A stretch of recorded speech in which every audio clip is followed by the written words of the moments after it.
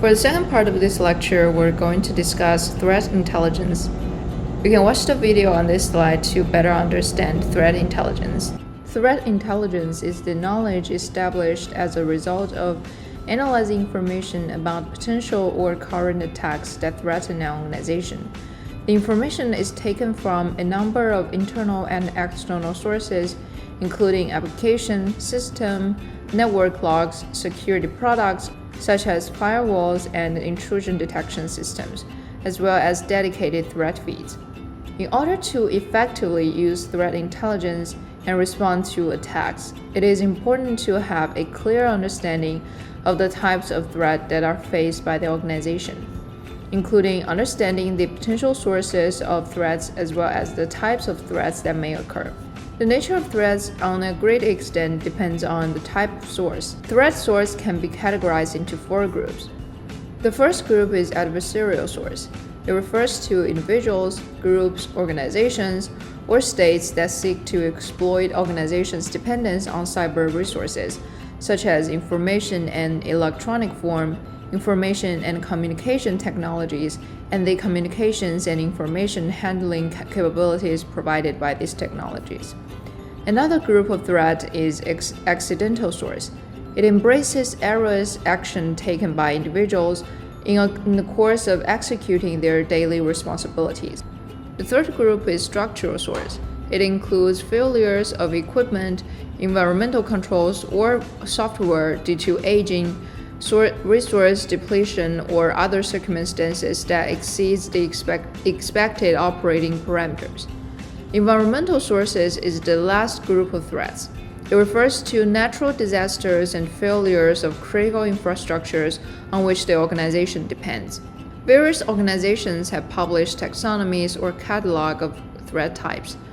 The National Institute of Standards and Technology Special Publication provides a catalog consisting of 83 adversarial threat events and 18 non-adversarial threat events.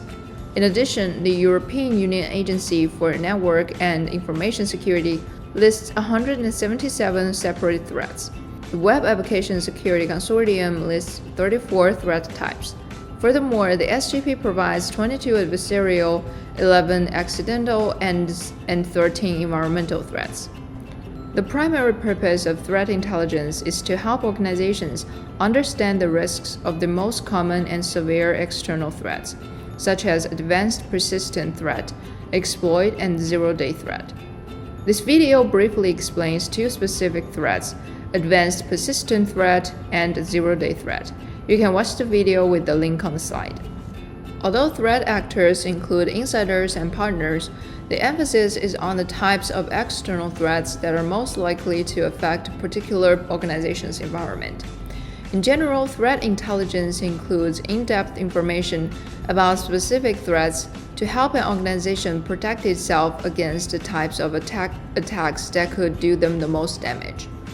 The following figure on this slide shows the steps taken in a typical advanced persistent threat attack. An attack begins with conducting background research. Then the attackers commence the initial attack to specific individuals through some form of social engineering. Then the attackers establish an initial foothold into the target environment by using customized malware. The next step is moving laterally to new systems. As the attackers move around the network using the compromised credentials of their first few targets, they seek to escalate from local user to local administrator or to higher levels of privilege in the environment. Having found the data of interest, the attackers generally gather the data into an archive and then compress and encrypt the data. The attackers then use a variety of tools and protocols to securely transfer the data from the target systems. Finally, the attackers seek to maintain access to the target environment. Threat intelligence enables the security team to become aware of the threat well before the point of typical notification, which is often after the real damage is done. Even if an early opportunity is lost, threat intelligence reduces the time it takes to discover an already successful attack, and therefore speeds up the remediation actions to limit the damage. The starting point of using threat intelligence is to gather the intelligence. Two steps of sources are available. It is possible to assign the threat intelligence task to one or more employees whose job is engaging in researching on existing and evolving threats. However, a more effective approach is to subscribe to a regular feed of threat data from the threat intelligence subscription service. In addition, organizations can gather data from their internal information systems that signal attacks and threats. Threat analysis includes the task of describing the types of possible attacks, potential attacks, and their method of attack and the consequences of successful attacks. The following list in this slide shows the activities performed during a typical threat analysis. Next, we're going to introduce cyber attack protection. Cyber attack kill chain is illustrated in this figure. In the first stage of a typical cyber attack, the attacker decides whether the potential target is in fact a promising target, and if so, the best means of attack. At this stage, the attackers prepare an attack payload and craft a tool to deliver the attack using the gathered information. During the delivery phase, the attacker sends the malicious payload to the victim by one or many of his intrusion methods. During the exploit phase, the delivered payload is triggered and takes action on the target system to exploit a vulnerability. During the installation phase, the attackers install components that allow permanent control of the target system. The attackers then create a command and control channel in order to continue to operate the internal asset remotely. Finally, the attackers perform the steps to achieve his or her goals inside the victim's network to obtain information, destroy information, and disrupt system or networks. There are several steps that an organization can take to reduce its vulnerability to each of the phases of the cyber attack kill chain. A number of techniques can be used to detect reconnaissance attempts. Such techniques include web analytics, scanning the source IP addresses for those with known bad reputations, and the use of firewalls as prevention method. In addition to a regular routine of vulnerability fixing, rapid patching and updating can prevent the vulnerability being exploited. The key to preventing delivery is to maintain a robust security training and awareness program so that social engineering efforts are more likely to fail. Techniques include antivirus software, firewall, web application firewall, and intrusion prevention systems. Countermeasures at the exploit phase include host-based intrusion detection systems that detects and alerts an attack, regular patching, and data restoration and backups. Tools that detect suspicious software or behavior, such as antivirus software and host-based intrusion detection systems, are appropriate at the installation phase. Countermeasures at the command and control stage include network-based intrusion detection systems, firewalls, and services on the computer system that delays incoming connections for as long as possible. If an attack gets to the stage of ongoing advanced attacks, a critical aspect of security is a backup policy. Therefore, an organization should regularly back up all critical data and systems. It is also recommended to test, document, and update system recovery procedures. Non-malware attacks are an increasingly important category of cyber attacks. The chief characteristics of a non-malware attack is that it does not involve downloading any malicious files or code onto the target devices. Rather, the attackers use existing softwares on the target machines, whitelisted applications, and authorized protocols to carry on the malicious activities. The most common types of non-malware attacks include remote logins, Windows management instrumentation-based attacks, PowerShell-based attacks, and attacks leveraging Office macros. An intrusion or another indicator of compromise may require both automated tools for recognition and human involvement for response.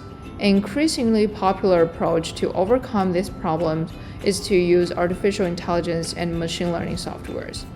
For the final part of this lecture, we're going to introduce Security Incident Management Framework. The ISO 27000 series defines information security incident management as consisting of processes for detecting, reporting, assessing, responding to, dealing with, and learning from information security incidents. This figure here on the slide illustrates the management framework for security information management. This framework consists of 4 key elements: relevant individuals, information, tools, and policy for the organization's information security incident management. The purpose of this framework is to ensure the availability of resources that are required to help resolve information security incidents quickly and effectively. There are several objectives for security incident management. Specifically, the ISO lists the following as the objectives for security incident management, and they are listed here on this slide. This figure here summarizes the relationship between information security incident management and information security management system covered in Chapter 2. The upper part of this figure shows the relationship among the objects in an information security incident. A threat causes a security event by exploiting a vulnerability, which enables the threat to create the event. The event is potentially an incident that impacts information assets exposed by vulnerabilities and compromises the operations supported by the information assets. The shaded objects in the upper part of this figure are the pre-existing and affected by the unshaded objects. The lower part of this figure provides the bigger picture, showing how security incident management relates to risk management and an information security management system. Documenting an incident management policy is an essential component for successful incident management. Such policy should have sections that cover the overall incident management, including the following topics listed on the slide. The policy should also cover the strategies for dealing with incidents, including the following topics on the slide. The Information Security Incident Management Framework defines the roles and responsibilities for members of the Information Security Incident Management team, as well as others involved in responding to the incidents. According to the ISO 27000 series, individuals who are assigned to incident management team have the following responsibilities, including detecting and reporting information security events, assessing and responding to information security events and incidents, and being involved in post-incident resolution activities, and reporting and dealing with information security vulnerabilities. Most organizations want to create a formal information security incident response team, which consists of appropriately skilled and trusted members of the organization. The main role of the team is to handle security incidents during their life cycle. Furthermore, members of the team are required to have the following background and skill sets listed here on the slide. Detailed information is needed to assist organizations for their information security incident management. According to the SGP, the following types of information are needed for incident management, and they are listed here on this slide. The Information Security Incident Management Framework specifies the tools that are needed to assist information security incident management. For example, checklists, log analyzers, incident tracking software, and forensic analysis software. One of the most important incident management tools is the Security Information and Event Management System. Security Information and Event Management System refers to the application or set of tools that provides the ability to gather security data from information system components and present the data as actionable information via a single interface. According to the ISACA, typical security information and event management include the following functions, and they are listed here on the slide. Organizations often react in an ad hoc manner when a security incident occurs. Because of the potential significant cost of security incident, it is beneficial for organizations to develop a standing capability for quick discovery and response to such incidents. The capability also serves to support for analyzing past security incidents with a view of improving the ability to prevent and respond to incidents. The National Institute of Standards and Technology special publication defines a 4-phase incident management process. An effective incident response capability requires the participation of a number of people within the organization. Making the right planning and implementation decisions is key to establishing a successful incident response program. Perhaps detecting and analysis is the most challenging phase of the incident response lifecycle. It consists of determining whether an incident has occurred, and if so, the type, extent, and the magnitude of the problem. In particular, security incidents must be detected from among numerous security event logs and related records. Once an incident is detected, it is appropriate to move immediately to the next phase, which deals with removing the threat and recover from any damage. Most organizations choose to do a more in-depth analysis at this point. The containment, eradication, and recovery phase is the central task of incident management. Actions taken during this phase can conceivably uncover another incident, which feeds back to the detection and analysis phase. Most incidents require some sort of containment. The objective is to prevent the spread of the effects of the incident before they overwhelm resources or in some way increase damage. Once the ongoing damage has been stopped, it may be necessary to perform some sort of eradication. The purpose of eradication is to eliminate any residual elements of the incident, such as malware and compromised user accounts. Finally, during recovery, IT personnel restores the system to the normal operation to the extent possible. And if applicable, the person also hardens systems to prevent similar incidents. Generally, incident logging capability allows for recording incidents and notes about an incident. After an incident is dealt with, the organization should initiate an evaluation process. The process includes lessons learned meetings and after-action reports.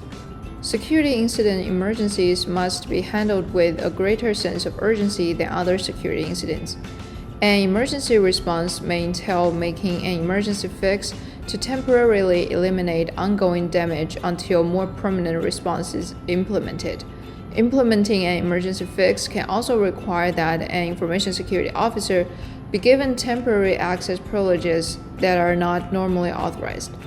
The ISO 27000 series provides a classification scheme for security incidents. It allows us to understand what constitutes an emergency. The scheme classifies security incidents into 4 categories: emergency, critical, warning, and information. This table here on the slide provides examples of the types of security incidents that can result in different levels of impact. Furthermore, security policy should include a section that are related to contingency plans for security incidents that require emergency fixes. It is also important to understand that an organization must have one or more individuals who have the authority to make fixes. This is a key aspect of responding to an emergency incident. According to the National Institute of Standards and Technology, computer forensics is defined as the identification, collection, examination, and analysis of data while preserving the integrity of information and maintaining a strict chain of custody of the data. It seeks to answer several critical questions. For example, what happened, when did the events occur, who caused the events, and what was the affected. In addition, computer forensic analysis is used for a number of reasons. For example, to investigate crimes, to troubleshoot operational problems, and to recover from accidental system damage. Most security incidents do not require a forensic investigation, but are dealt with using the ordinary incident management process. However, more serious incidents often require more in-depth analysis of forensic investigation. This figure on the slide below shows the typical phases in the digital forensic process. The first process is preparation. It involves the planning and policy-making activities related to forensic investigation. It also covers other activities such as staff training, staff recruitment, tool validation, and quality assurance measures. A vital aspect of preparation is to ensure that data sources needed for forensic analysis are created and securely stored. And the second phase is identification, initiated when there is a request for forensic analysis. It involves understanding the purpose of the request and the scope of the investigation. It determines where data of interest are stored and what data can be recovered and retrieved. Another task in this phase is to set up and validate forensic hardware and software to create system configurations as needed. Once the location or locations of data are identified, the next step is to collect data. The forensic process needs to ensure that the data are collected in a manner that preserves the integrity of evidence. For this phase, as well as the preservation phase, an organization should use forensic software tools that are well known to the computer forensic community. The next phase is preservation. The preservation of data process is comprised of several actions.